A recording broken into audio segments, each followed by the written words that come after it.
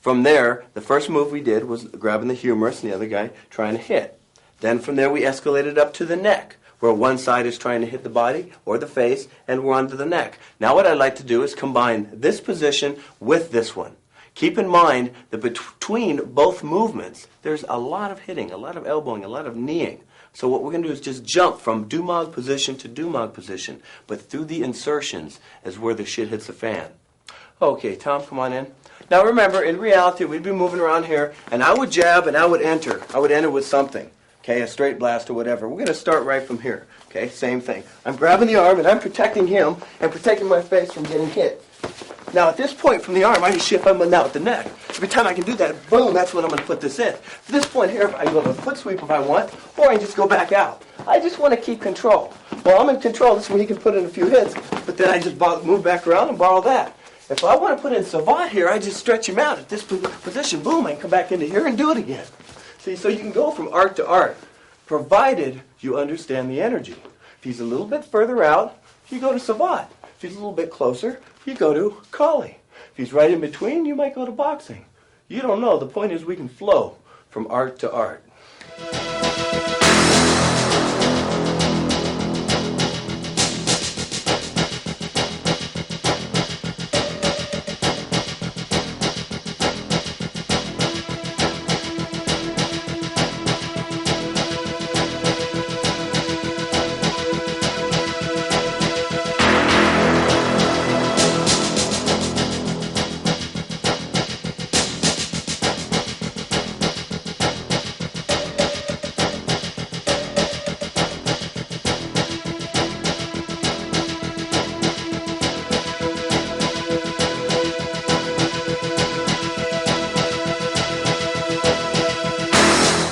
Now that we've taken some of the Dumog positions and done them out of sparring, made it a little bit combative, we're going to take Tom over here now and we're going to reiterate everything from the very beginning.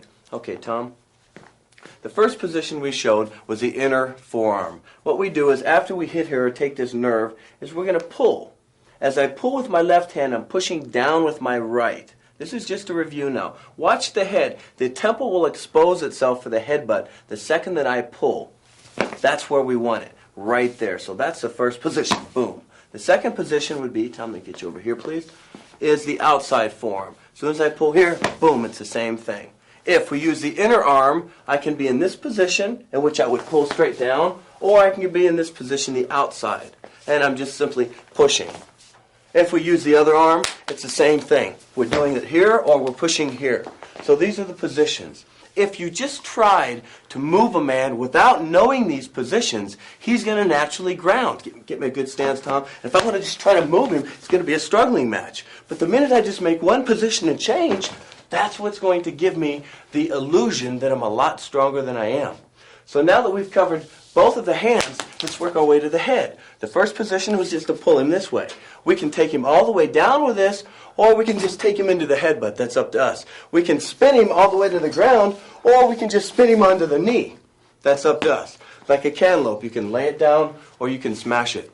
The important thing is that we know all the positions, we have a training method to accommodate that, and it gradually escalates till it's more and more combative.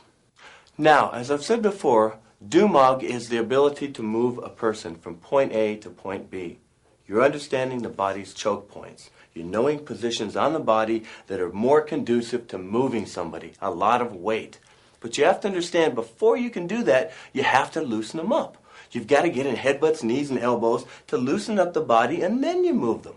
Then we can turn them into takedowns, complete takedowns. Now, I'm going to show you the headbutts, knees, and elbows. Well, we can't actually do it. That's another tape. But we are going to do the takedowns. Okay, Tom, come here. Let's say Tom jabs, then bam, I take it out of commission. That's what I'm trying to do. I'm trying to take that nerve. As I enter here, boom, and I'm trying to get that face, this is where my position is. This is where I land. Boom, that's my shot on the forearm. My first takedown is the first technique I taught you. I just, boom, swing right to here. So we can use it as a takedown, provided we got enough hits in. So once again, slow, it's boom, boom, boom, boom, then bam, that's our takedown. Now if we do the same move, let's try it from this angle, Tom. Give me a jab.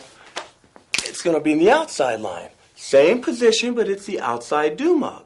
Now once again, that would be a headbutt. Neglecting the headbutt, going straight for the takedown. Boom. That's our takedown. So look at it again. Tom jabs. I zone to here. Bam. I get all that in. And then boom. That's my takedown.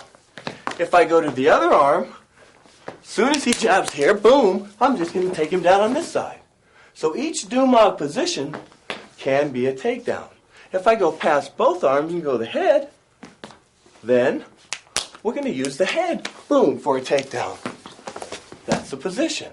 So regardless if it's a head or an arm, after you've hit the guy, Dumog can be a wonderful takedown. You don't need to grab a gi, don't need to grab clothes, and everyone's got arms and legs to grab.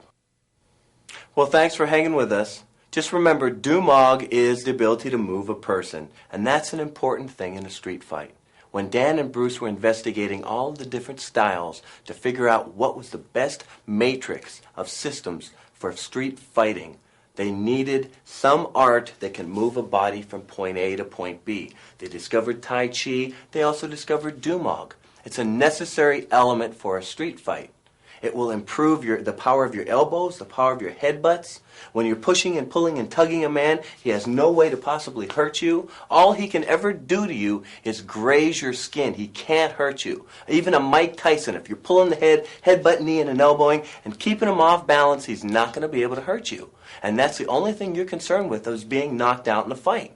Today's as good of a day as any to die. So you don't care about your body. All you care about is not being knocked out. A few grazes, a few scrapes on the face, that we can deal with. And Dumog is going to guarantee you're not going to get hit with a solid blow. So thanks for being with us.